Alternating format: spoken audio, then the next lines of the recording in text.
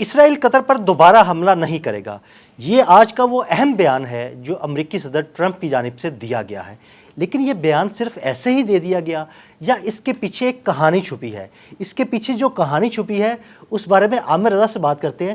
یا بھائی Donald Trump کا بیان تو آ گیا، لیکن کیا واقعی اس کے پیچھے مسلم ملکوں کے اتحاد کی کوئی کہانی چھپی ہے؟ خوشی سے مر نہ جاتے اگر اعتبار ہوتا۔ سیدھی بات یہ ہے کہ امریکہ جو ہے اصل میں یہی وہ باگر بلا ہے جو کہ مسلم دنیا پر ٹوٹ پڑا ہے، اور مسلم دنیا جو ہے آنکھیں بند کیے کبوتر کی طرح انتظار کر رہی تھی۔ کل ہونے والے اجلاس کے بعد سے امریکہ کے ہاتھ پاؤں پھول گئے ہیں، چاہے کچھ بھی ہو جائے۔ ایک طرف 51 اسٹیٹس ہیں جو کہ مسلم اسٹیٹس ہیں، اور ایک طرف اسرائیل ہے۔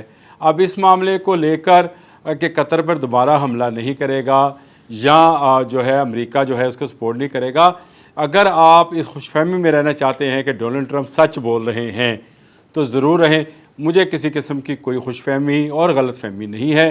مجھے پتہ ہے کہ اسرائیل امریکہ کا ہی ناجائز بچہ ہے، جس کو پرورش کرنے کے لیے امریکہ نے اپنی ساری دولت، اپنا سارا سرمایہ، اپنی ساری قوت صرف کی ہوئی ہے، اور اس نے مڈل ایسٹ کے اندر اس کو پروان چڑھا کر ایک بدماش کی طرح پالا ہوا ہے۔ اور یہی کچھ قطر کے ساتھ کیا، اپنا 10,000 فوجی قطر کے خرچے پر قطر میں رکھا ہوا ہے، اپنے تمام ریڈارز قطر میں رکھے ہوئے ہیں، اپنے جہاز قطر میں رکھے ہوئے ہیں۔ لیکن جب اسرائیل کے جہاز آئے، میزائل پھینک کر گئے دوحہ میں، تو ایک ریڈار نے بھی کام نہیں کیا، ایک میزائل نہیں چلا، ایک انٹرسیپٹر جو ہے وہ ایکٹیو نہیں ہوا۔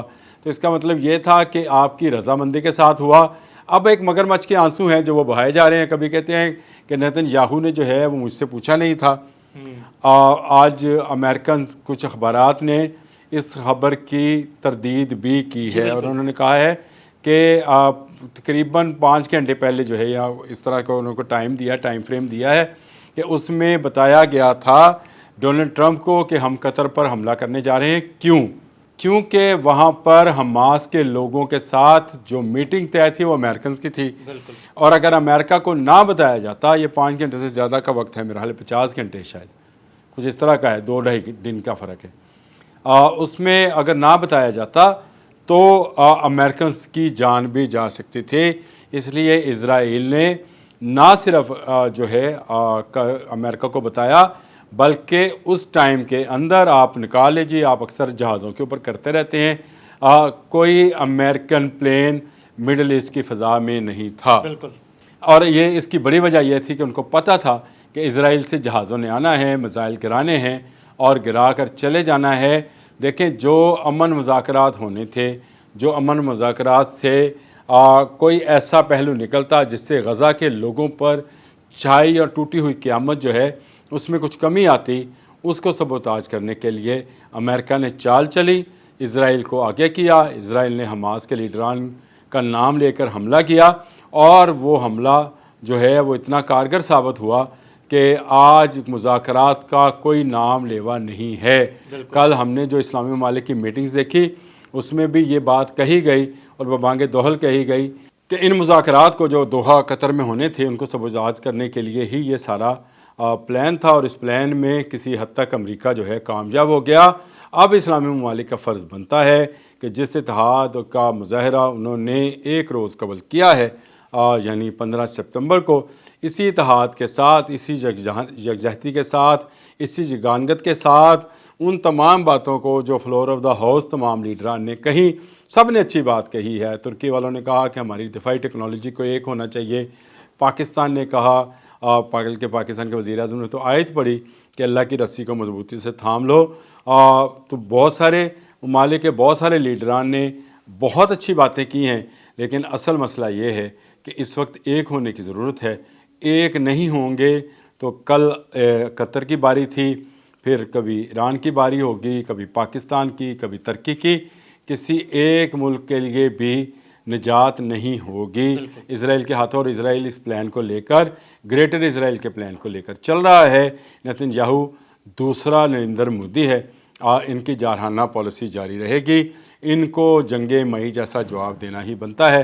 اور میرا خیال ہے کہ امریکہ کا یہ بیان کہ آئندہ قطر پر حملہ نہیں ہوگا، یہ صرف دوبارہ کبوتر سے جو جاگ پڑا ہے اور جس کا خدشہ ہے کہ یہ جلد عقاب بن جائے گا یہ کبوتر، اس کو کہا جا رہا ہے کہ آنکھیں بند کرو، لمبی تان کر سونے کے کموڈ اور سونے کے دروازوں اور سونے کے کپوں میں چائے پیو، تمہیں کچھ نہیں کہا جائے گا حضور، کبھی رکا نہیں جائے گا۔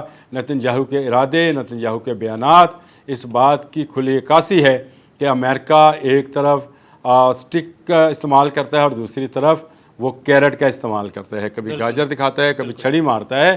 تو یہ امریکہ کے بیان پر نہ مسلم دنیا کو اعتماد کرنا چاہیے، کم از کم مجھے تو اعتماد نہیں۔ بالکل ایسے ہی ہے۔ اچھا عامر بھائی، جو میٹنگ ہوئی کل کی اور اس کے بعد آپ کو لگتا ہے کہ مسلم دنیا کا جو اتحاد بننے جا رہا ہے، جو بظاہر نظر آ رہا ہے، یہ مستقبل میں بڑا اہم ثابت ہوگا؟ دیکھیں، دنیا جو ہے پہلے سرحدوں میں بٹی تھی، اب دنیا جو ہے وہ ایک گلوبل ولیج کی شکل میں گئی، اور اس میں آپ کے اتحاد ہونا آپ کے ساتھ دوسرے ملکوں کا شامل ہونا بہت ضروری ہے۔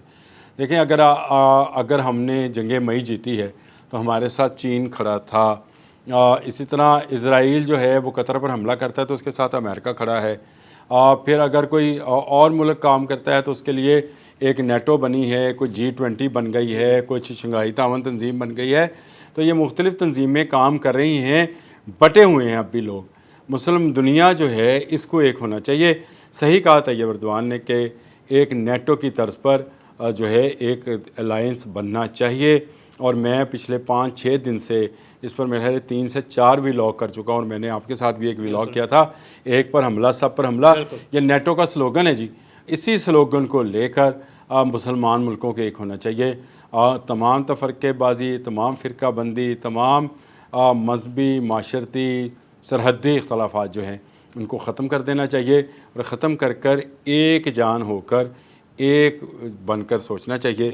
جو علامہ اقبال صاحب فرما گئے، نیل کے ساحل سے لے کے تابہ کے کاشغر میں کب پورا کر دوں، وہ فرما گئے، ہمیں بھی اس پر عمل درآمد کرنا۔ بالکل، بہت شکریہ عامر بھائی جی۔ بالکل، عامر بھائی نے بڑی تفصیل کے ساتھ مسلم دنیا کے اتحاد پر روشنی ڈالی۔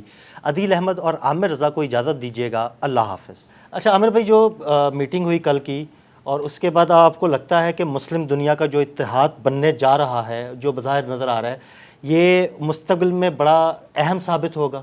اور یہ اس کی بڑی وجہ یہ تھی کہ ان کو پتہ تھا کہ اسرائیل سے جہازوں نے آنا ہے، میزائل گرانے ہیں اور گرا کر چلے جانا ہے۔ دیکھیں، جو امن مذاکرات ہونے تھے، جو امن مذاکرات سے کوئی ایسا پہلو نکلتا جس سے غزہ کے لوگوں پر چھائی اور ٹوٹی ہوئی قیامت جو ہے اس میں کچھ کمی آتی، اس کو سبوتاج کرنے کے لیے امریکہ نے چال چلی، اسرائیل کو آگے کیا۔ اسرائیل نے حماس کے لیڈران کا نام لے کر حملہ کیا، اور وہ حملہ جو ہے وہ اتنا کارگر ثابت ہوا کہ آج مذاکرات کا کوئی نام لیوا نہیں ہے۔